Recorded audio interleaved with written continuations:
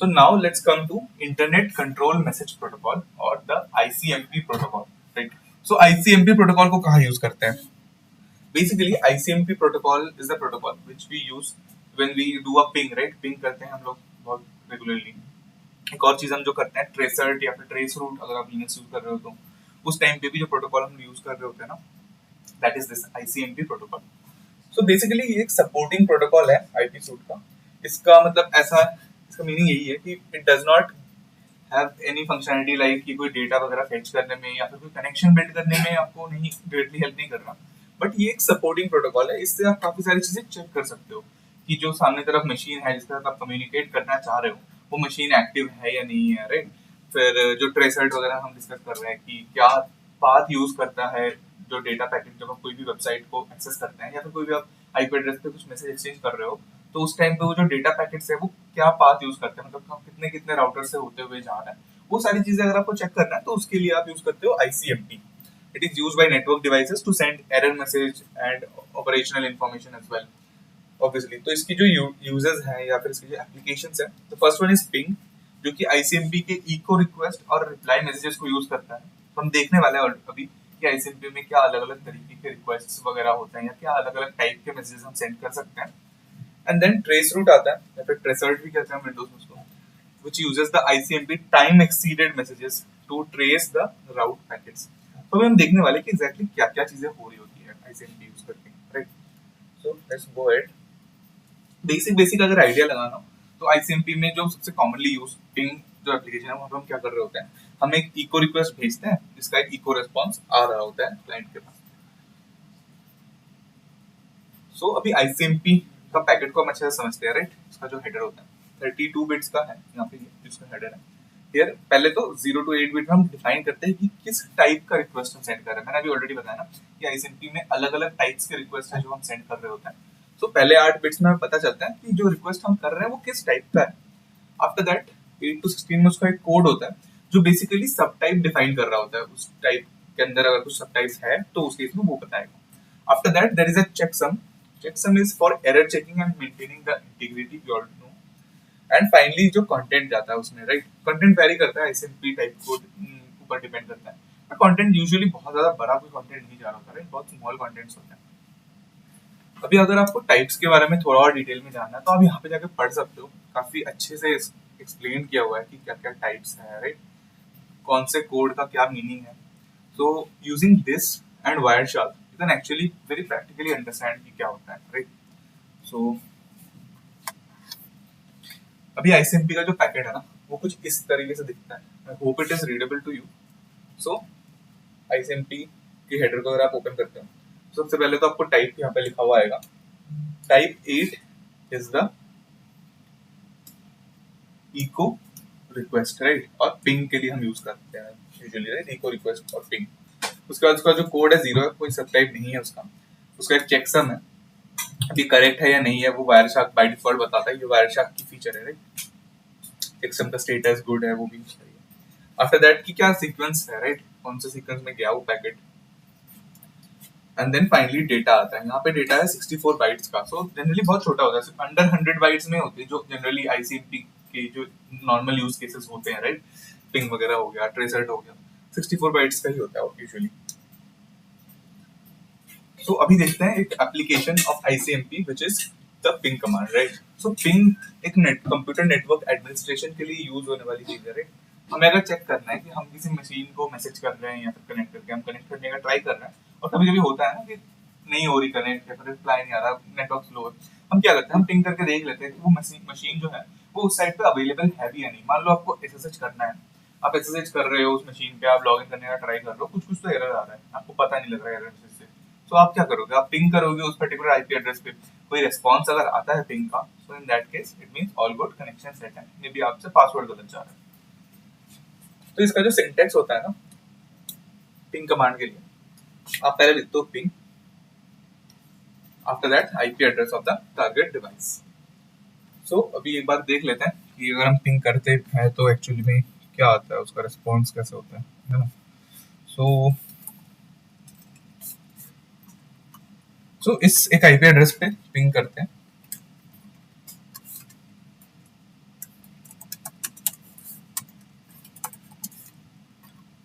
सो ये मेरा ping command है, यहाँ पे मैंने पिंग लिखा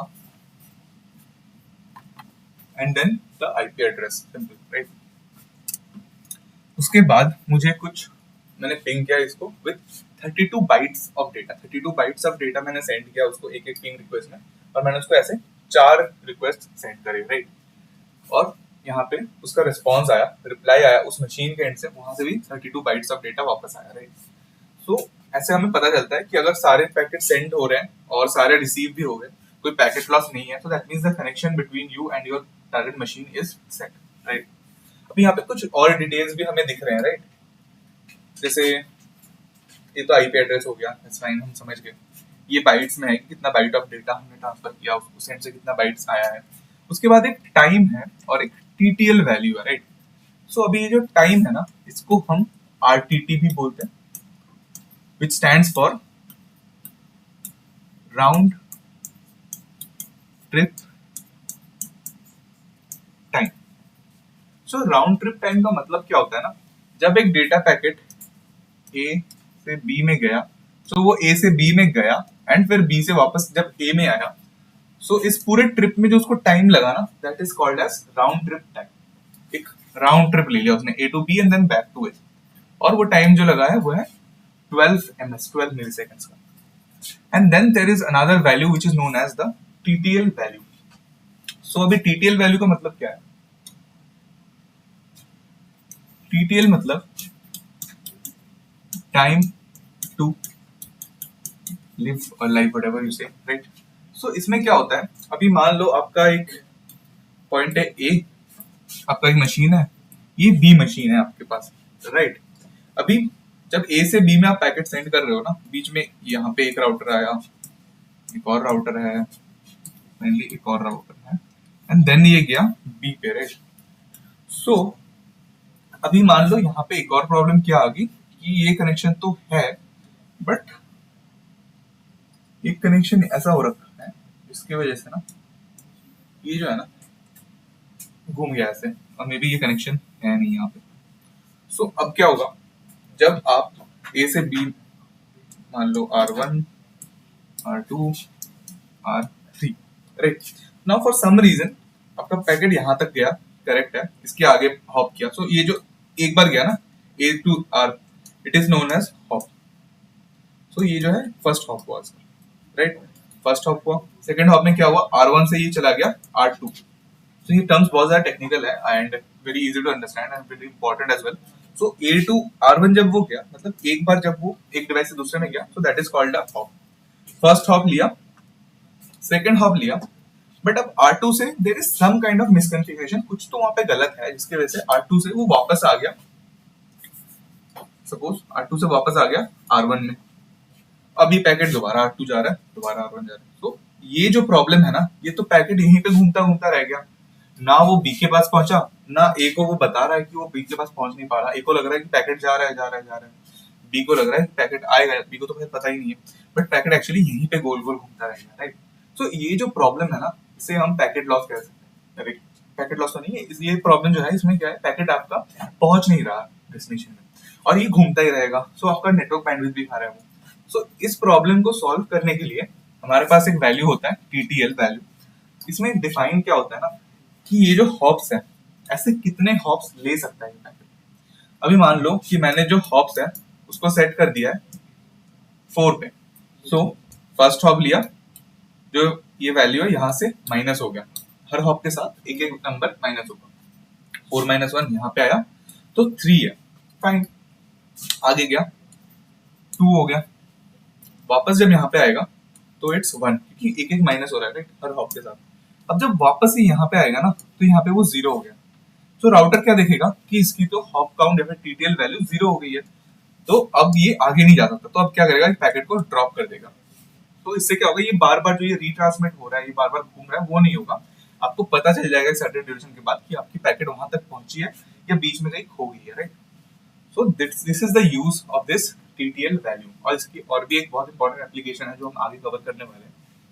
so this was the idea of what ping is, और पिंग के साथ साथ जो हमें डिटेल्स आते हैं उसको इंटरप्रेट करना हमने देखा, राइट।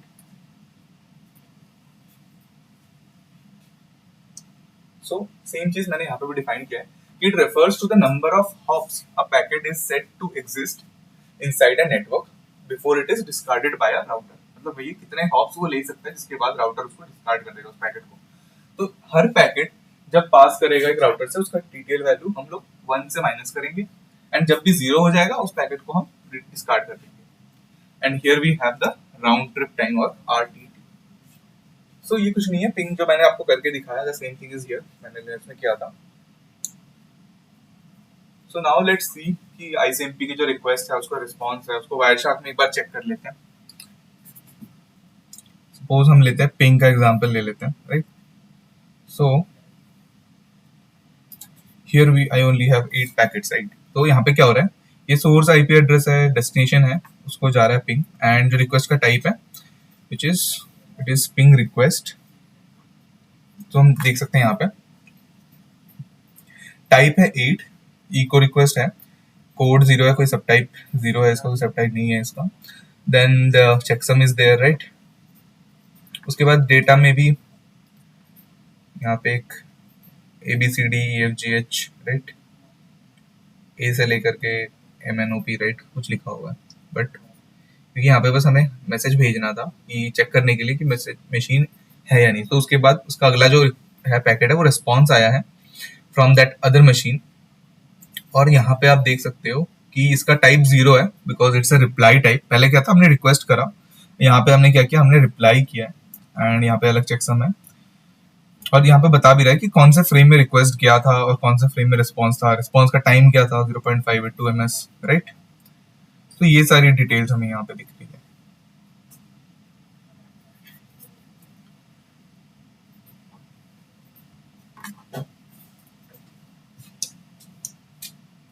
तो अगेन सेम चीज मैंने यहाँ पे डिफाइन एक्सप्लेन किया था। तो ये था आईसीएमपी के बारे में, राइट। सो अभी देखते हैं एक और इम्पोर्टेंट चीज है, जब हम डेटा ऐसे पैकेट्स सेंड कर रहे हैं ना, कि मान लो PC1 से डेटा जाएगा PC2 पे या PC3 पे, तो वो डेटा एक्चुअल में जाता कैसे, मतलब मशीन्स कैसे कैलकुलेट कर रही होती है कि वो सेम नेटवर्क में है या अलग नेटवर्क में, क्या चीज है। सो उसके लिए हम actually Boolean and operation perform कर रहे होते हैं। तो मतलब बेसिकली क्या होता है, हमने सबनेट का कॉन्सेप्ट हमने पढ़ा है, राइट। सबनेट मास्क यूज करके हम अलग अलग सब नेटवर्क्स में तोड़ रहे होते हैं। तो जब भी कोई डेटा पैकेट सेंड होता है ना एक पीसी से अपने टारगेट पीसी में, तो चेक करना पड़ता है कि वो सेम नेटवर्क में जा रहा है, सेम सबनेट में जा रहा है या फिर कोई अलग सबनेट में जा रहा है, राइट। तो उसको चेक करने के लिए हम क्या कर रहे होते हैं, हम एक बूलियन एंड ऑपरेशन यूज कर रहे होते हैं on the source IP address, यहाँ पे जो इसका सोर्स आईपी एड्रेस है, और सबनेट पे जो सबनेट मास्क है ना, उसको हमने यहाँ पे, ये सोर्स आईपी एड्रेस है, ये उसका सबनेट मास्क है which we have denoted in the binary form. और इसका जब एंड ऑपरेशन करके जो वैल्यू आता है उसको हम रखते हैं, ठीक है।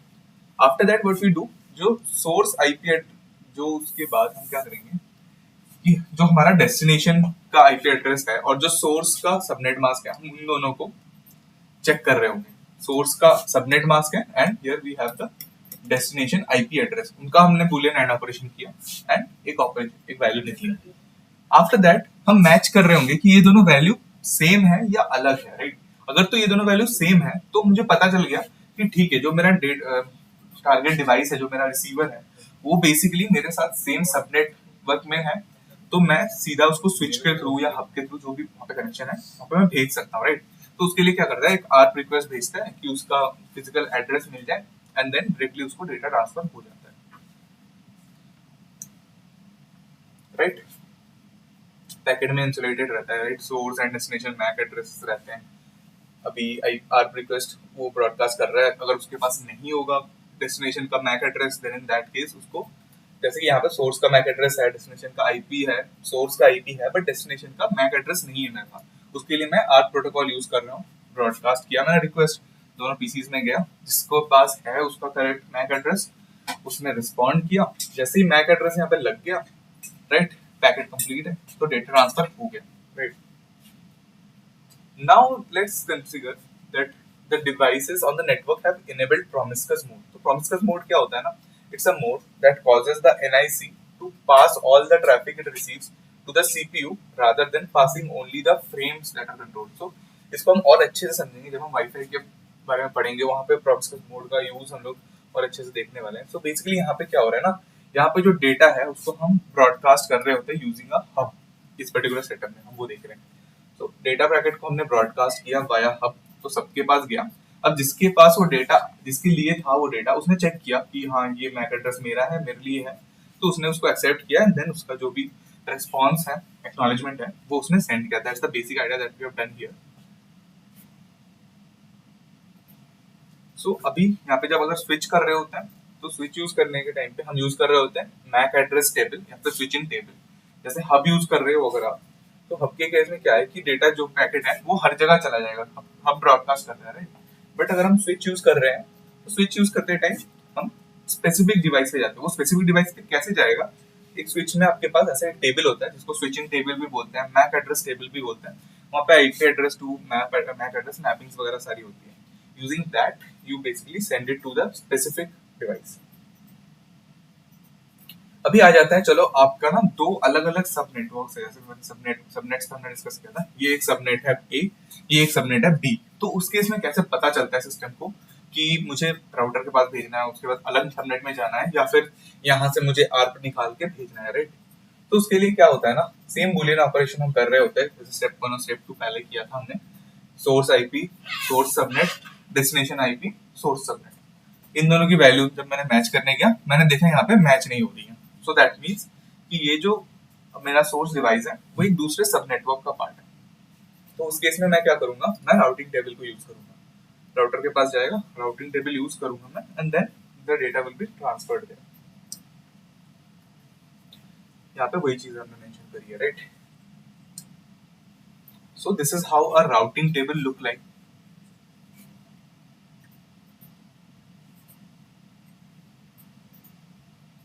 सो अब आ जाते हैं ट्रेस रूट पे या फिर ट्रेसर्ट पे। So this is also another application of the ICMP protocol.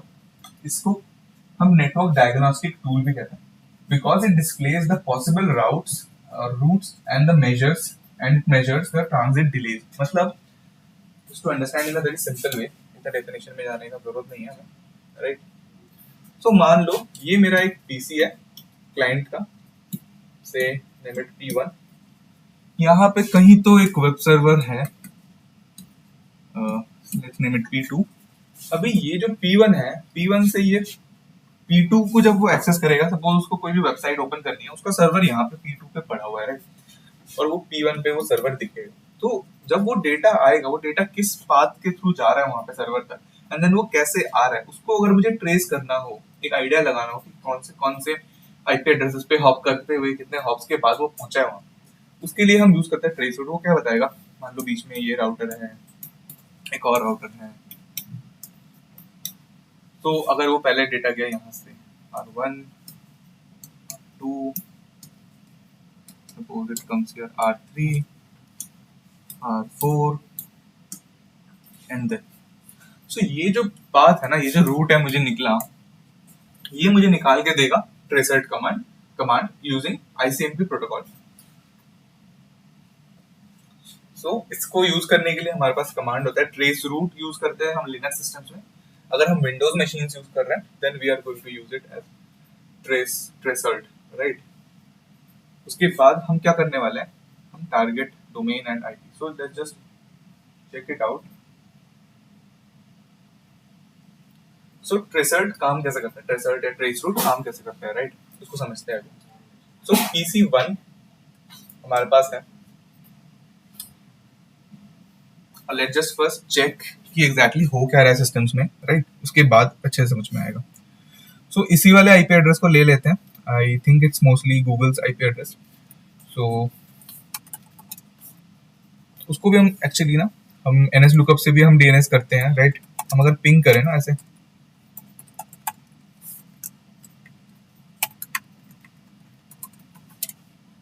वहां से भी देखो, आप पिंग कर रहा था मैं www.google.com पे, रिस्पॉन्स आ रहा है उसके आईपी एड्रेस से। यहाँ पे वो IPv6 एड्रेस दे रहा है, मुझे एक्चुअली IPv4 एड्रेस चाहिए।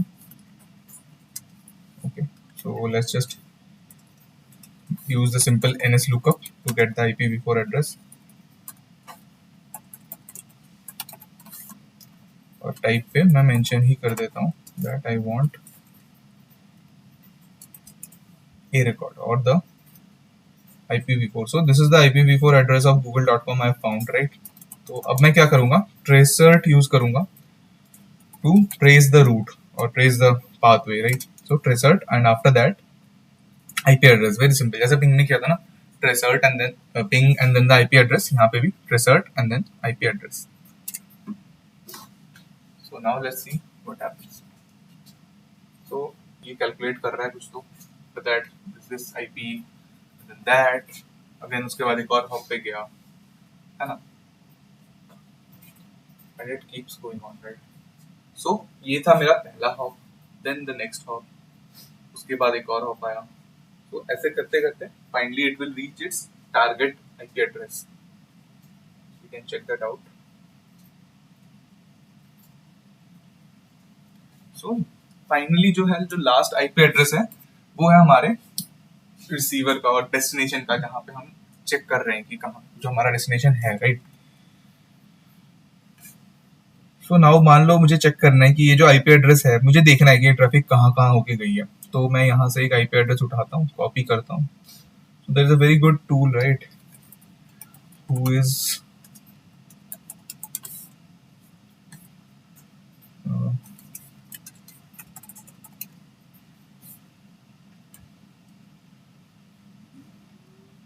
तो एक whatismyip.com है, वहाँ पे जाके आप अपना आईपी एड्रेस चेक कर सकते हो. किसी भी आईपी एड्रेस के बारे में आप रिकॉर्ड्स निकाल सकते हो कि वो उसका ओनर कौन है and all those things, right? So आप देख सकते हो यहाँ पे उसका पूरा रिस्पॉन्स आ गया है, नेटवर्क रेंज वगैरह है. So it is Google's IP address, right? Google के किसी डेटा सेंटर का है ये. एंड यहाँ पे ऑर्गेनाइजेशन का नेम है, एड्रेस भी आप देख सकते हो, इट इज इन यूएस. सो हमारा डेटा ट्रैफिक जो है यूएस से होते हुए फाइनली जो है वो सर्वर के पास गया है. दूसरे आईपी एड्रेसेस के लिए भी आप सेम चेक कर सकते हो. यहाँ पे आके आप आईपी एड्रेस लुकअप यूज कर सकते हो, राइट? डीएनएस लुकअप भी आप यहाँ से कर सकते हो. सो ये काफी अच्छा टूल है, इंटरेस्टिंग टूल है, आप इसको एक्सप्लोर कर सकते हो और भी ज्यादा, राइट? सो अब आते हैं कि कैसे ट्रेसर या फिर ट्रेस रूट काम कर रहा है. सो जो हमने टीटीएल वैल्यू डिस्कस किया था ना थोड़ी देर पहले कि इट डिफाइंस कि कब जाके वो पैकेट ड्रॉप हो जाएगा, तो हम उसको यूज कर रहे होते हैं बेसिकली. सो यहाँ पे 3 पैकेट्स जाते हैं, राइट? तो यहाँ पे आप देख सकते हो 3 आपके पास टाइम्स आ रहे हैं ना, 3 राउंड ट्रिप टाइम्स आ रहे हैं. वो इसलिए हो रहा है क्योंकि आप जो ट्रेसर्ट कमांड है वो बेसिकली आपको 3 पैकेट्स भेजता है, जिससे वो एवरेज आउट कर सकता है कि कितना टाइम लग रहा है उस डेटा पैकेट को पहुंचने में, the round trip time, right? और फिर वो धीरे धीरे वहां पहुंचेगा. सो जो पहले 3 पैकेट्स भेजेगा वो टीटीएल वैल्यू 1 के साथ भेजेगा. जैसे ही वो इस राउटर पे आएगा, टीटीएल वैल्यू हो जाएगा 0, पैकेट हो जाएगा ड्रॉप, राइट? क्योंकि यहाँ से गया वहां पे. तो टीटीएल वैल्यू जब राउटर के पास आया, राउटर के पास जब आया TTL value, it will be 0 and response आ गया. तो उसको ऐसे क्या मिल गया, पहला जो रिस्पॉन्स आया ना कि टीटीएल वैल्यू 0 हो गया है, पैकेट ड्रॉप है, सो उसको पहला आईपी एड्रेस मिल गया, ये आपके राउटर का आईपी एड्रेस है. Then what you are going to do, next में क्या करेगा, वो टीटीएल वैल्यू को +1 करके फिर भेजेगा. पहले 1 के साथ भेजा, फिर 2 के साथ भेजेगा. उसके बाद जाके यहाँ पे जाकर 0 हो गया, तो यहाँ से उसको रिस्पॉन्स मिलेगी कि जो दूसरा राउटर लगा है उसकी आईपी एड्रेस क्या है. सिमिलरली ऐसे वो एक एक करके टीटीएल वैल्यू बढ़ाता रहता है एंड 3 पैकेट्स वो भेजता है बर्स्ट में, राइट? तो जब वो ये चीज कर रहा होता है, तो फाइनली उसके पास रिस्पॉन्स आता है ना, जो उसका टारगेट मशीन है, तब तक उसको पता चल चुका होता है ऑलमोस्ट कि बीच में कौन से हॉप्स थे, कौन से आईपी एड्रेसेस होके हुए ये डेटा पैकेट ट्रांसफर हुआ है, right? So this is the idea how ICMP protocol helps in tracert command. आप डिटेल में इस डायग्राम को फॉलो कर सकते हो, मैं शेयर कर दूंगा पीडीएफ आपके साथ, तो आपको सारे एक एक हॉप्स के बारे में यहाँ पे डिटेल में मिल जाएगा. And then you can basically map it with Wireshark as well. आप खुद एक ट्रेसर्ट कर सकते हो, उसको पैकेट कैप्चर आप वायरशार्क पे लेके देन आप चेक कर सकते हो, राइट? सो मेरे पास एक ट्रेसर्ट का पैकेट कैप्चर है यहाँ पे ऑलरेडी. सो यहाँ पे मुझे ना, आप देख सकते हो ICMP रिक्वेस्ट, उसके बाद टाइम एक्सीड हो गया, रिक्वेस्ट एक्सीड, राइट? तो यहाँ पे अगर मैं यहाँ पे देखूँ, जो डेस्टिनेशन आईपी एड्रेस है वो हमेशा सेम रह रहा है, राइट? सोर्स अगर ये है तो डेस्टिनेशन यही है, इसी डेस्टिनेशन पे वो time to detail value change कर करके पैकेट्स आर बीइंग सेंट. तो हम इसको भी कंफर्म कर सकते हैं एक्चुअली. यहाँ पे देखो सिंपल पिंग रिक्वेस्ट जा रहा है एंड ऊपर आप यहाँ पे आप चेक कर सकते हो एक्चुअली कि टीटीएल वैल्यू जो है वो 1 है, राइट।